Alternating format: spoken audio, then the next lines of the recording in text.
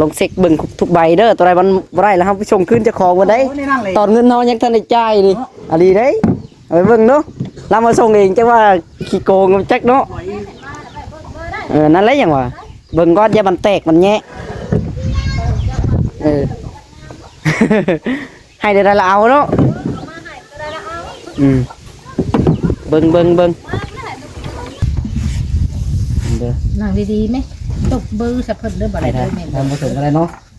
มือสะเพิ่นนี่ นับดูผสมนับดู1 2 3 4 5เป็นบัตรจุคนยังว่าจับกล้องนะ เป็นไง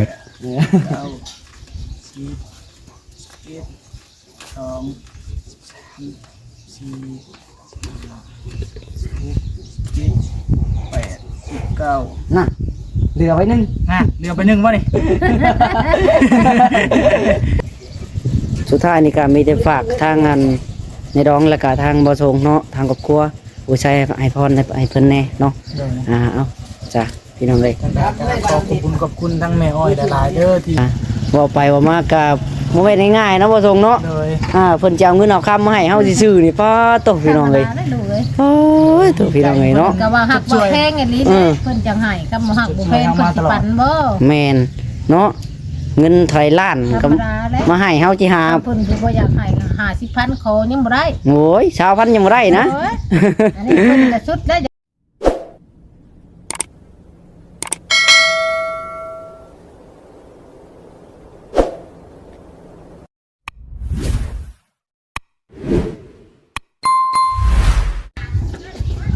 เอาพี่น้องเอ้ยเนาะ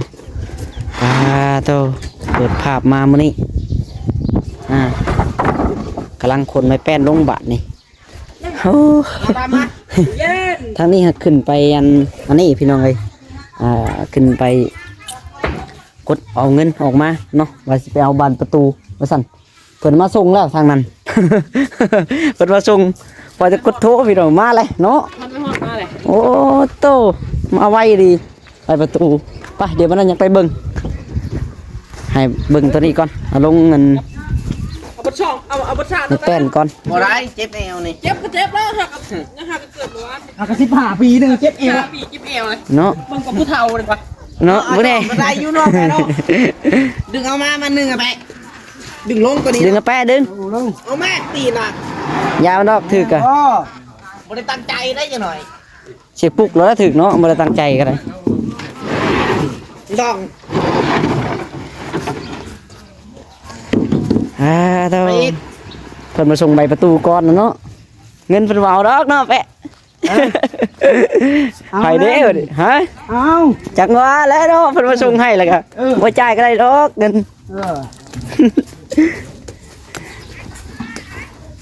เท่าฮะลูกประเภทลูกมึงเลยแหละเพิ่นมาครบอยู่บ่ใบประตูบ่พอเอามาครบอยู่บ่ใบประตู12เอาสบายดีทั้งพ่อสบายดีสบายดีเบาดำน้ำสบายดีทั้งในดองน้ำพี่น้องเลยเท่าเนาะพอจะกดโทรไปเดียวมาฮอดกอดรถไว้รอเนาะดิพี่น้องเลยใบประตูเป็นไม้ยังนี่แคนฮะมีแคนขักอยู่เนาะใส่เนาะถ้าปีไรทำผสมถึกใจบ่ใบนี่ฮะงามอยู่บ่อ๋อคนผสมงดที่แล้วเนาะสวัสดีผสมน้ำพี่น้องตัวคักพี่น้องเลยได้แต่ใบประตูวันนี้เนาะอันติดได้บาทนี่อาจจะยังติดบาทนี่เนาะนั่นจังได้บาทนี่ได้ถึงใบขาดเริ่มไหลติดโอ้ยทางพ่อนะเนาะพี่น้องเอ้ยบ่ไหลอันบานพับจะได้หาบ่มีเงินชื่อได้บัดหมดงบแล้วได้เนาะหมดอัตราของเฮาเลยพี่น้องเอ้ยจะได้พอแต่ใบนี่แหละใบนี่ก็ยังเบิดขอดแล้วบาดเท่าไรเบิ่นไล่ใบเท่าไรนี่ใบนึงจังว่าเอาก็160,000บ่ก็ได้12ใบเนาะก็ตกอยู่1,920,000ประมาณนั้นแหละ1,900,000 พ่อให้เพิ่นไปตัดอ้อยมันใส่เลยโอ้ดีแล้วเพิ่นให้ซ้ำนี่แหละ ล้านเก้าเนาะเดี๋ยวเบิ่งก่อนพี่น้องเอ้ยน้ำน้องหล่าจักสิพอบ่พอเดี๋ยวเบิ่งก่อนเด้อเนาะล้านเก้าพี่น้องเอ้ยล้าน920,000โมตัวมันสิพออยู่ดอกสิพออยู่น้ำน้องหล่าพออยู่ใบประตูล้านเก้าพี่น้องเอ้ยพอแต่ก็ตัวมันบ่ได้ขาดอันนั้นล่ะพี่น้องบานพับเนาะบานพับยวงดึงยังอุ้ย มากันไปตะน้อยเด้อบ้านอ้อยเขาเปิดเลย จังหวะเป็นล้านบ่จักน้องบ่ส่ง บานภาพก็ได้พุ่นแล้วเนาะเป็นล้านปลายบ่จักพี่น้องเอ้ยล้าน4ล้าน5บ่จักฮอดบ่พุ่นเนาะประมาณพุ่นแหละ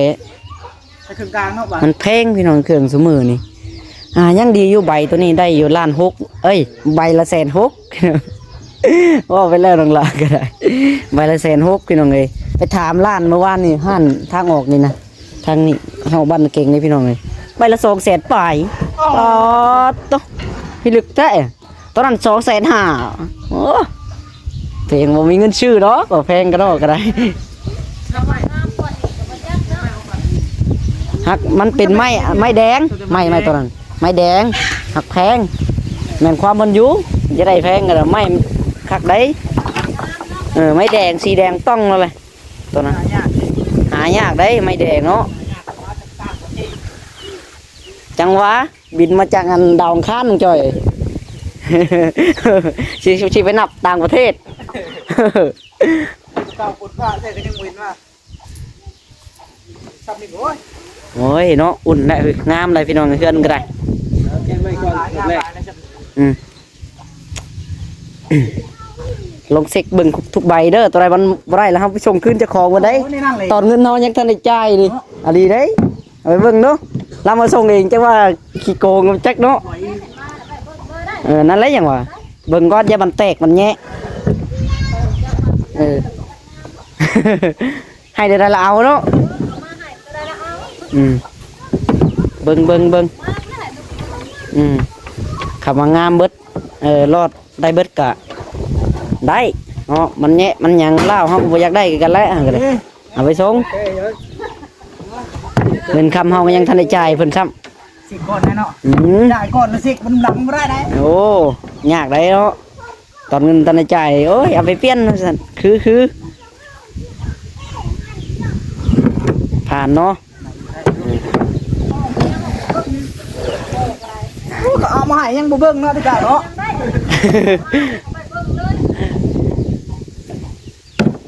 อย่าไปโทษบ่เงินก็บ่จ่ายให้แล้วบ่จะเบิ่งบ่เดี๋ยวเพิ่นเอาให้มารับบ่จักเนาะบ่เบิ่ง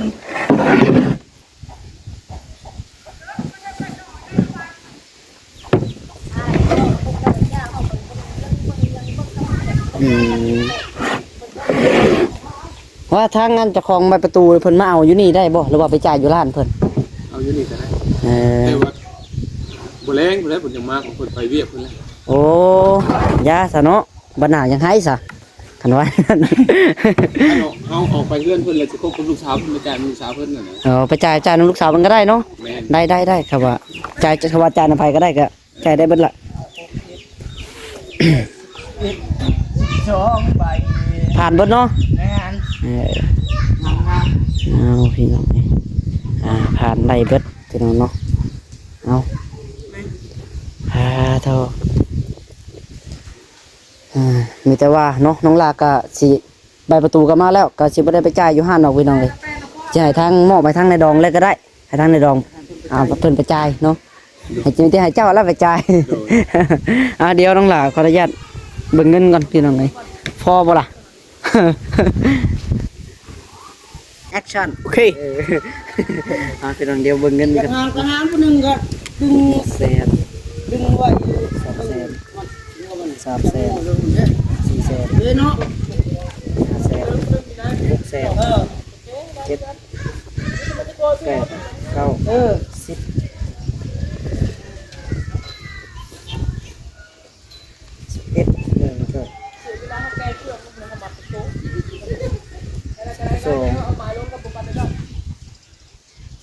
3 4แม่นแล้วเนาะ ล้านสี่ตัวนี้พี่น้องเลยเพราะว่าเงินน้องหลาทอนลงไปล้านห้าเนาะกดออกมาล้านห้าแต่กาเพิ่นหักอันนั้นหักค่าโอน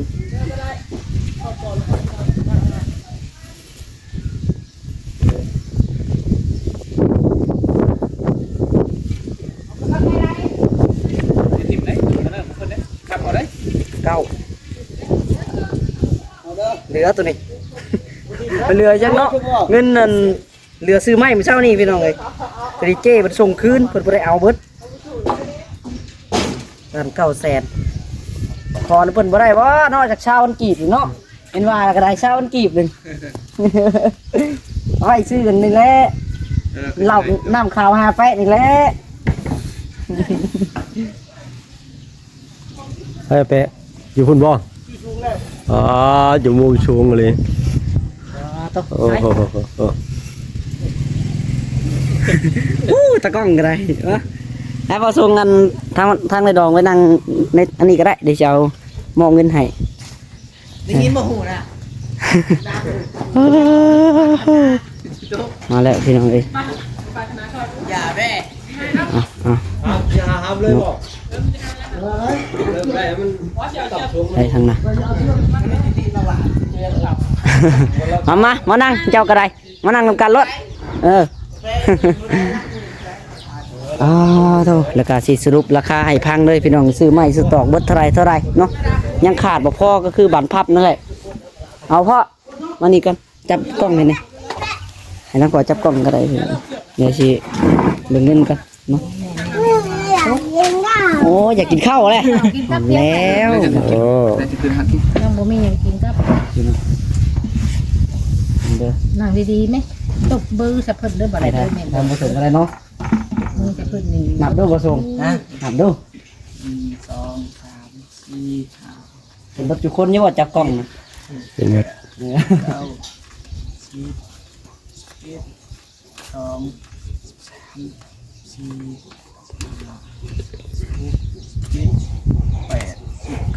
น่ะเหลือไว้นึง เหลือไป1บ่นี่ เราไปด้วย 900,000เนาะเอาให้ครบจะก็ได้ คัดก่อน ให้ทั้งอันเพิ่นไปต่อราคานะเพิ่นเชื่อได้กับขึ้นมา20,000ชื่ออันเหล้าขาว5แปะแหละ นับใหม่ก่อน ล้าน900,000แม่นบ่ จังว่า ว่าเหลือไว้นึงอ่ะ เนาะ 1 2 3 4 5 6 7 8 9 10 11 2 3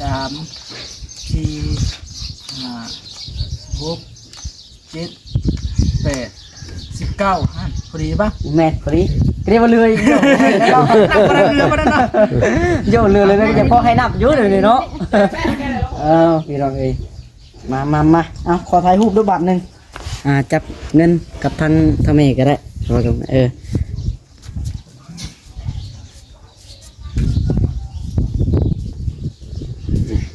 ถ่ายรูปประมาณนึง จับ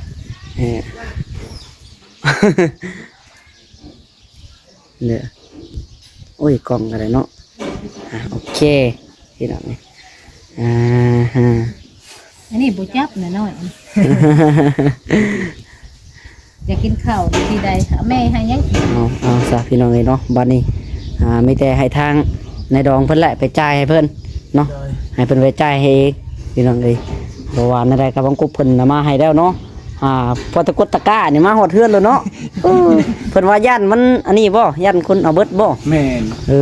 ดีแล้วซะเพิ่นมาส่งก่อนกันเนาะถ้าว่าไปช้าวันนี้ย่านเพิ่น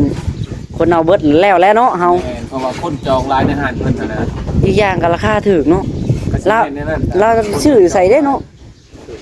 จังว่า ว่าเราถึงแล้ว ห้างถูกจังเพราะลูกค้าเราหลายเนาะคนจองก็จนฟุดปัดคือน้องเลย ถ้าเป็น เปลี่ยนจะเป็น ถ้าเป็นบ้านไม่จิกก็ 1,700,000 1,800,000แล้ว ใบหนึ่ง150,000นะนะครับอันนี้มันเป็นบ้านไม่แค้น ถือว่าว่าถูกก็แต่ก็ว่าถือว่าถูกที่สุดในร้านนี่เนาะพี่น้อง เป็นบ้านไม่แค้นไม่แดงเลยราคาเดียวกัน ไม่แดงก็ราคาเดียวกัน แม่น ไม่แดงในราคาเท่าไหร่ คือกัน เอาเลย ราคาเดียวกันไม่แค้นไม่แดง บ่มีบ่จ้ะไปเปลี่ยนนะจ้ะฮะ มันบ่มี เขาจองวัดก่อนบ่ มันเจ้าเอามาแล้วเบิดมาแล้วให้เพิ่นไปส่งโน่น โอ้ย บอก เนาะ ไม่แดงราคา เสียดายเด้เนาะท่านผู้ชม เอาไปประทันเนาะ วัดก่อนพี่น้องเอ้ย ถือว่าถือได้ซะเนาะ หมูคันได้ใบแดงอันไม่แดงนี่คักแล้วหน้าถามโยฮันนี่คิดว่าสิถือของเรา250,000 200,000ปลายพุ่นเนาะ 250,000 ไม่แดงนี่ โอ้ไม่แดงพี่ลึกลีว่ะ อีกใบอันไม่แค้นธรรมดานี่บัด220,000ในหาดนอก นั่ง นี่ ดีๆไม่ต้อง โอ้เต็งก็คือขายแพงก็เนาะ ในหาดอื่นก็บ่ปานนี้นะว่ะ เอาพี่น้องเอ้ยมาสุดท้ายนี่กะน้องหลากะสิบุยหยังพี่น้องเอ้ยมีแต่ฝาก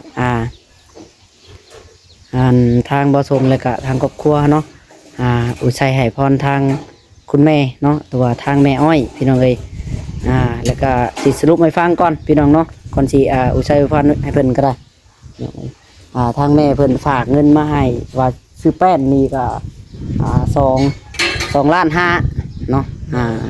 เฮาก็ซื้อคือว่าอะไรพี่น้องเนาะซื้อไปกับยังเหลืออยู่น้ำน้องหล่านี่200,000พี่น้องเนาะ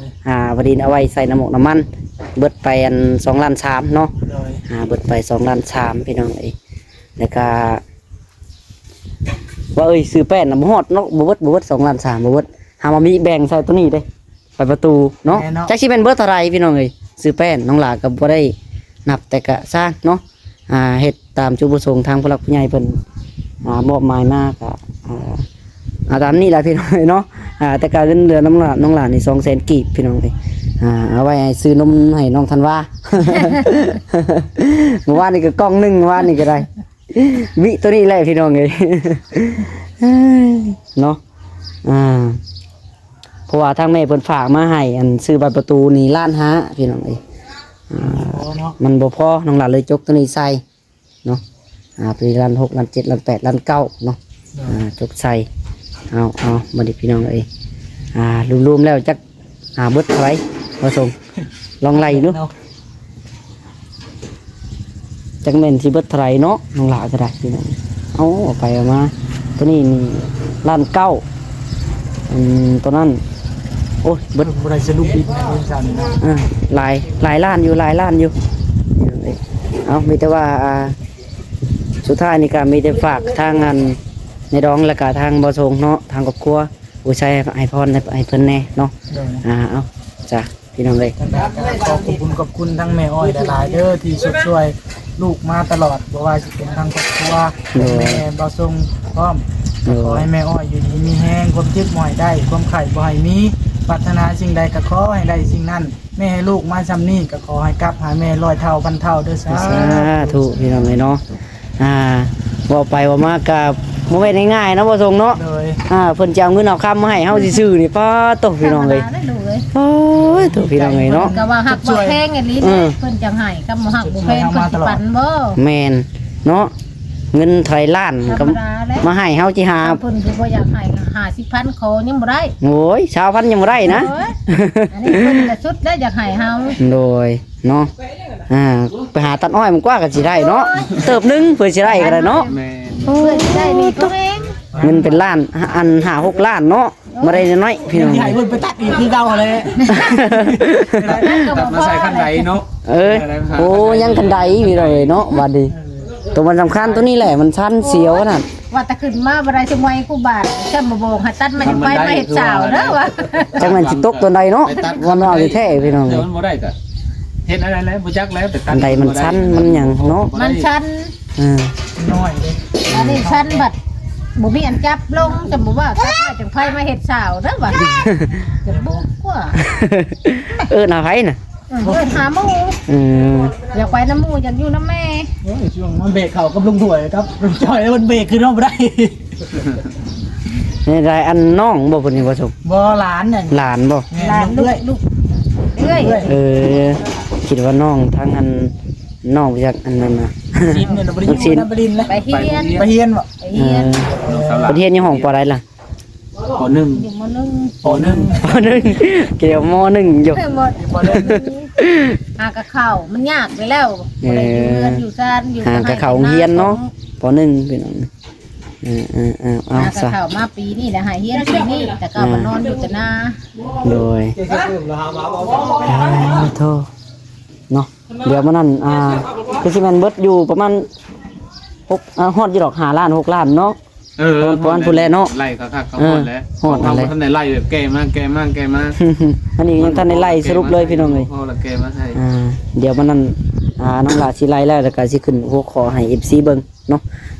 ตอนเว้าในคลิปก็ยังบ่ฮู้ดอกว่าจะเท่าไหร่ เอาโอเคจ้ะพี่น้องเอ้ยขอบใจหลายๆทางแม่อ้อยพี่น้องเนาะน้องหลาก็ได้เอาพี่น้องเอ้ยจังไดก็ดีใจนํทางบ่ทรงแล้วก็ทางนายดองแล้วก็ครอบครัวนํพี่น้องเอ้ยเนาะที่มีทางผู้หลักผู้ใหญ่เพิ่นมองเห็นคุณงามความดีแล้วก็สดสวยมาในมื้อนี้พี่น้องเอ้ยจังไดก็ดีใจนํเนาะจังไดก็สบายดีทางบ่ทรงแล้วก็ครอบครัวพี่น้องเอ้ยพี่น้องเอ้ยไปซะโตยังขาดอย่างหนึงเนาะซื้อใบประตูมาบ่ได้ติดแล้วเดี๋ยวนี้ อุ้ยพี่น้องเอ้ยบันพับลืมมันนี่ก็ได้ลืมมันแจ้งบอกทางแม่เพิ่นเดี๋ยวมันนั่นสิแจ้งบอกทีหลังเนาะสิแจ้งบอกทีหลังพี่น้องเอ้ยเดี๋ยวบันพับก็ได้ให้ทางพ่อไล่เบิ่งว่าเท่าไรไล่เบิ่งเด้อพ่อเด้อไล่ให้มันถือได้คือว่าแล้วเนาะไล่ก็ได้เนาะพี่น้องบ่ได้ถามราคาในห้านเขา จังแม่นเพิ่นคิดเท่าไรไล่ก็ได้พี่น้องต้องไปถามในห้านคือเก่านั่นแหละเนาะเอาสิไล่เป็นเงินเฮาก็บ่ค่อยฮู้ดอกเครื่องมันขึ้นลงอยู่พี่น้องเอ้ยบางห้านก็ถูกบางห้านก็แพงอันนี้ก็อิงตามเพิ่นพี่น้องเอ้ยเนาะเอาสำหรับที่นี่ก็ได้สิขอตัวไปก่อนพี่น้องจังไดก็อยู่ดีมีแห้งเบิดสุขุสุคนพี่น้องเอ้ยจังไดก็ขอบใจหลายๆทางแม่อ้อยเพิ่นพี่น้องเอ้ยเนาะอยู่ทางออสเตรเลียพี่น้องหรือว่าอยู่ทางต่างประเทศเนาะขอบอกใจหลายๆพี่น้องก็ขอให้ทางคุณแม่อ้อยอยู่ดีมีแห้งสุขกายสบายใจขอให้มีแต่ความสุขความเจริญพี่น้องเอ้ยเนาะความเจ็บบ่ได้ความไข้บ่มีปรารถนาสิ่งใดก็ให้ไม่ได้ดังใจปรารถนาพี่น้องเอ้ยไปสำหรับที่นี่ก็จะขอตัวไปก่อนพี่น้องเอาสบายดีพี่น้องบ๊ายบายยังเราต้องถึงแล้วเนาะยังบ่แล้วใช่พี่น้องยังปองน้อยเดียวเด้ ส่วนที่เอาหลักล้านตูดมาอยู่เอาขอจบคลิปไปก่อนพี่น้องบัดนี้